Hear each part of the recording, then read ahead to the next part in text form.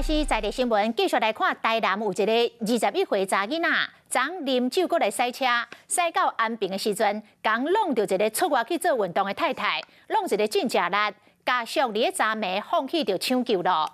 讲这个查囡仔弄死人了后，还佫茫酒也未醒，第一时间是甲家己弄甲烂的车录影，甲传去咧网络顶，希望朋友会当甲笑笑。从移送台南地检署了后，以10万块来交保。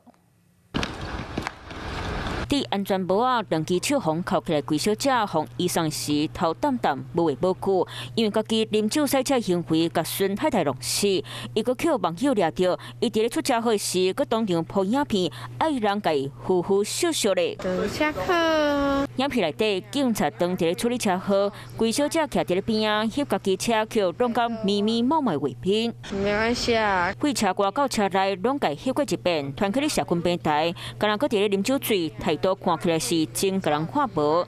伊的资料嘛互调出来，21岁时有伫咧网络顶做生意，无真好。伊开70外万买中国名车，事后讲陪心情无好的朋友啉酒到天光，却选择啉酒赛车上坡。他应该是有时候回对面的，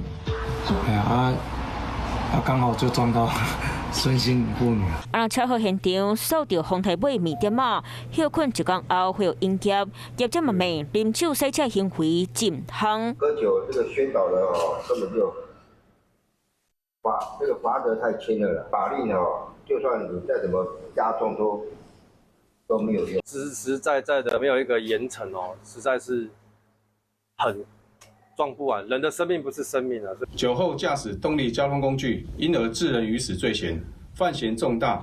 于昨日晚间11点30分许，预支交保10万元。啉酒后驶面车，害死一条人命，年纪少年无守交通规矩，互警察是看个真害头。Hello， 我是郑雅芳。想要抢先掌握最及时的新闻资讯吗？赶快订阅、按赞、开启小铃铛，锁定华视新闻 YouTube 频道。